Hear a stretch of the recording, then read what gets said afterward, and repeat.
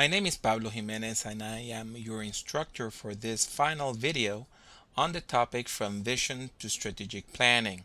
And these final remarks are also based on writings by Tom Bandy. In our previous videos, we studied concepts such as vision and mission. We also saw two models for church growth. One is the declining church and the other one is the thriving church. In this occasion, we are going to be talking about strategic planning and basically mopping up different ideas that were left from our two previous videos based on Tom Bandy's Moving Off the Map, an awesome book that we recommend strongly.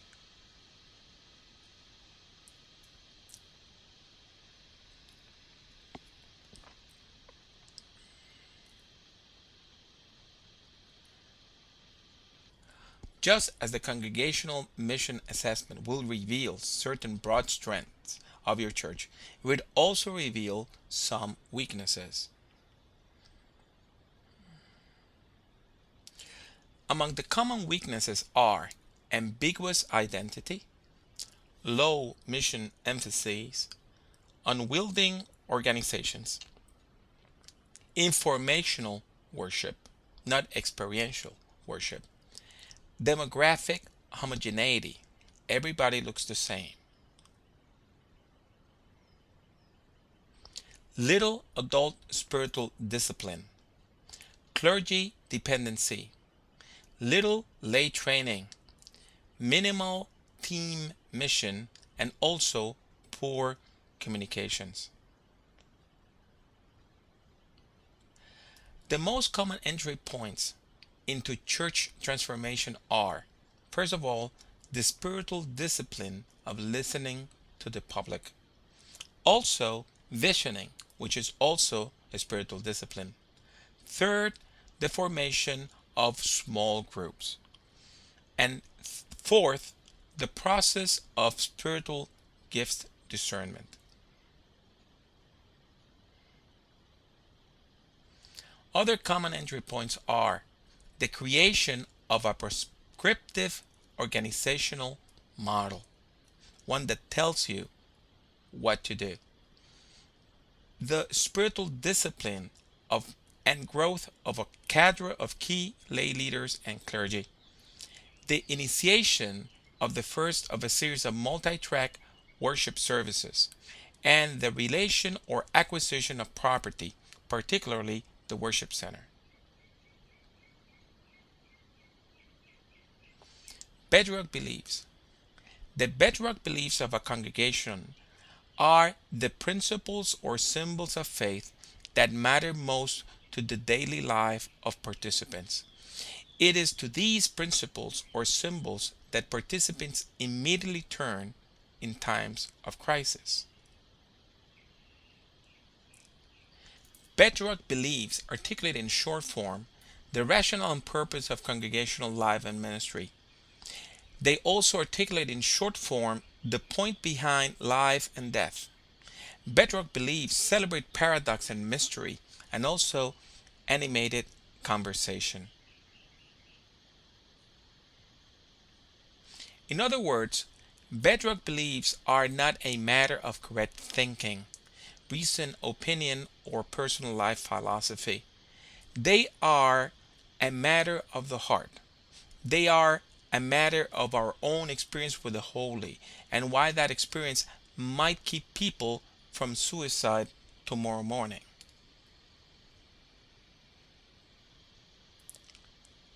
Once bedrock beliefs have become clear, the congregation can begin to address issues of identity, message, direction, and strategic planning. Irregular worship attendance, chronic helplessness, boredom, and stagnant ministry, they all result from ambiguity about beliefs.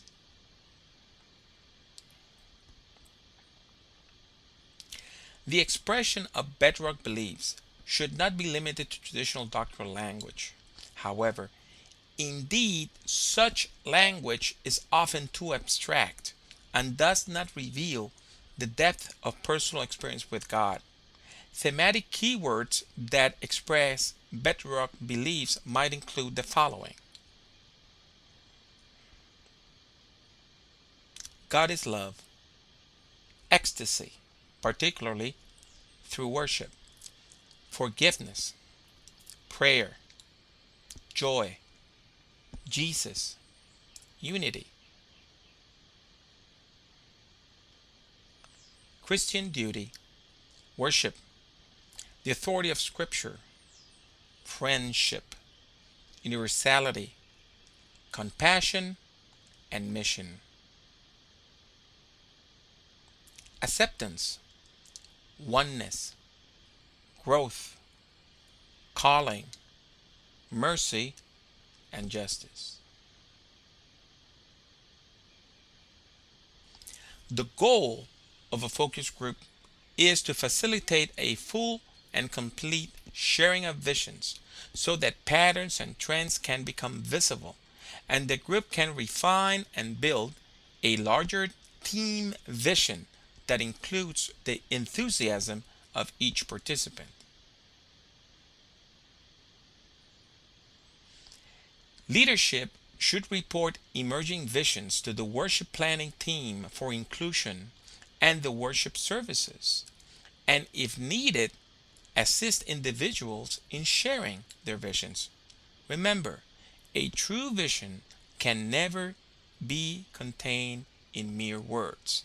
It is expressed in a myriad ways.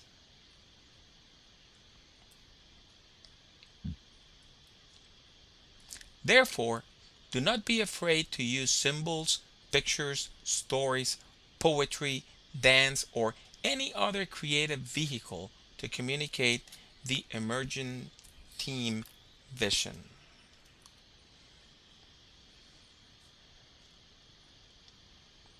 Sometimes an emerging vision is already there, it's already brewing, and what you need to do is to discern that it's already there.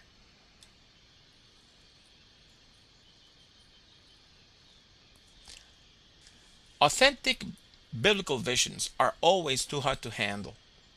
They always elicit extraordinary courage and also build self esteem. They also build team relationships and they are always linked to Jesus. Vision is dynamic. Do remind participants that this vision, like the core values and bedrock beliefs of the congregation, are not carved in stone. They will always be defined, refined, and celebrated through the different church meetings.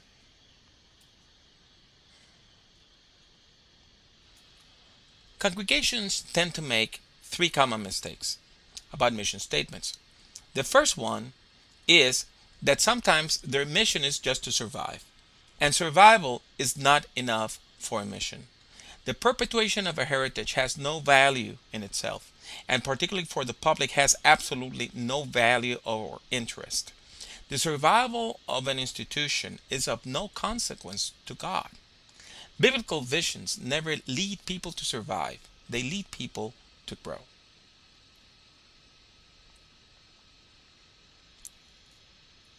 Second, a mission statement is not a summary of program.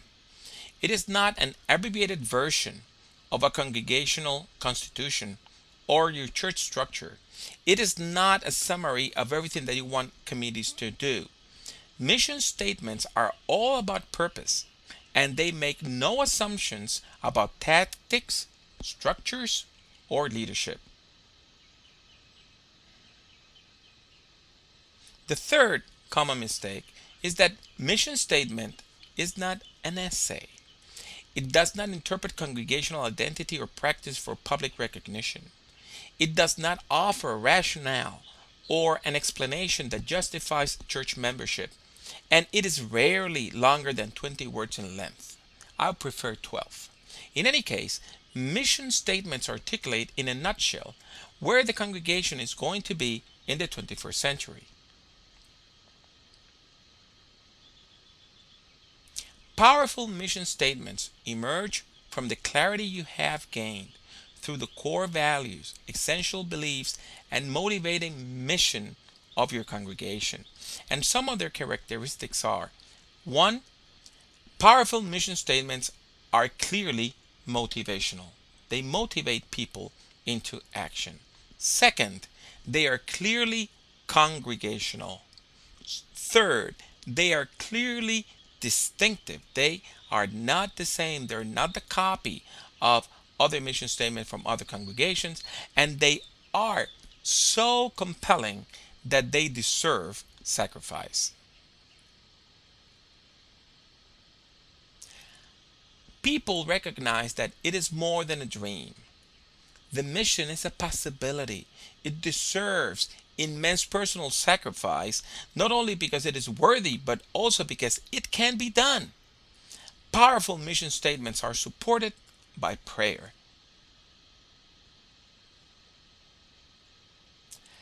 What are the benefits of engaging into a CMA process? Well, as I mentioned in the beginning, the process is all about congregational identity. Clear congregational identity provides the basic boundaries for the permission-giving organization. It is the primary vehicle of accountability for all ministries and all entrepreneurial leadership. Second, clear congregational identity creates the foundation for all reliable long-range planning. The congregation can be decisive about its future and confident that even the most ambitious goals can be pursued with confidence to the end. Third, clear congregational identity establishes a context for both planned programming and spontaneous action. The response time required for emerging opportunities for mission can be dramatically reduced when we have a clear plan and a clear identity. How churches grow? Well, they grow relationally, personally, and spiritually. So these three different areas need to be tended to. In conclusion, the future of the church in the 21st century will not be determined by planning. It will be determined by leadership and leadership development. These leaders may be clergy or lay people, and they will probably not care about the designation.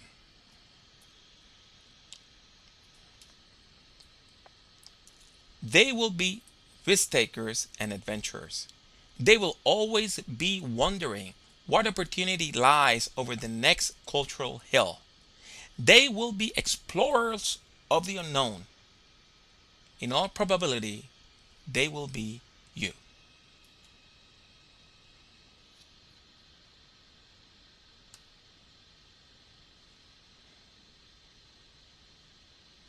I thank you for spending some time with me through these videos, and I hope that they have been of some benefit for you and your ministry.